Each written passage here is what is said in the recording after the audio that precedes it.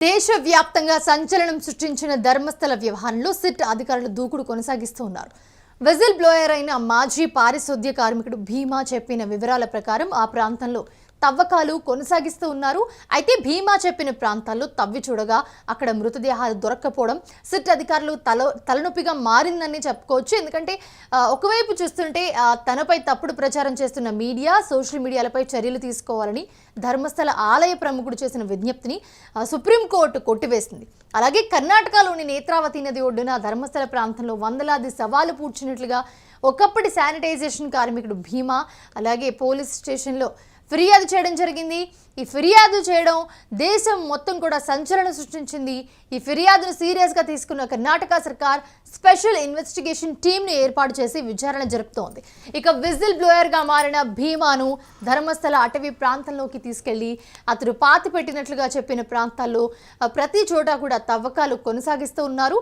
1998 నుంచి 2014 మధ్య తాను వందలాది మంది బాలికలు, మహిళల శవాలను ఆ ప్రాంతాల్లో పూడ్చిపెట్టినట్లుగా చెప్పడం పెను దుమారం రేపుతోంది. ఈ క్రమంలోనే మొదట 13 ప్రాంతాలను చూపించిన భీమా తర్వాత మరో కొత్త ప్రదేశంతో పాటు ఇంకో 3 ప్రాంతాలను సిట్ అధికారులకు చూపించాడు.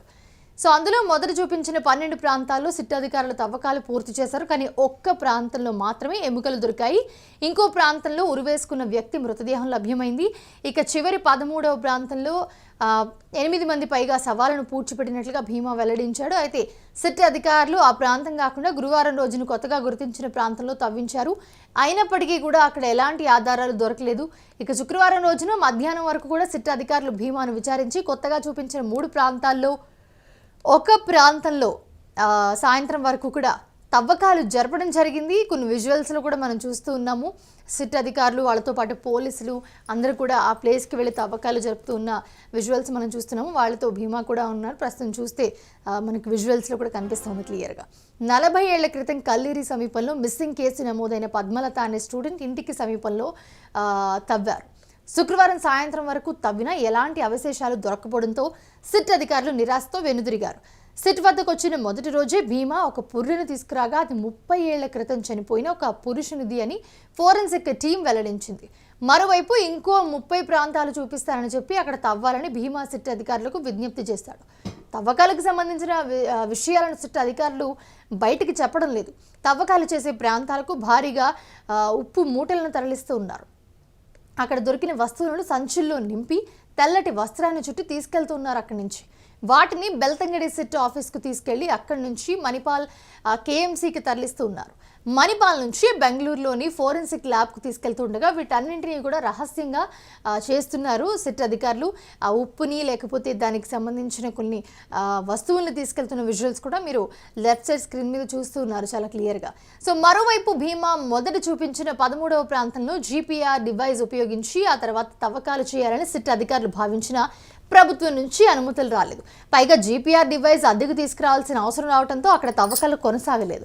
ఆ ప్రాంతంలోకి ఎవరు వెళ్లకుండా గట్టి భద్రతను ఏర్పాటు చేశారు. ఇక ధర్మస్థలలో సిట్ విచారణను దానికి సంబంధించిన వివరాలను కవర్ చేసేందుకు వచ్చిన యూట్యూబర్లపై దాడి చేసిన ఘటనలో కూడా సోమనాథ సపల్య అనే వ్యక్తిని ధర్మస్థల పోలీసులు అదుపులోకి తీసుకున్నారు.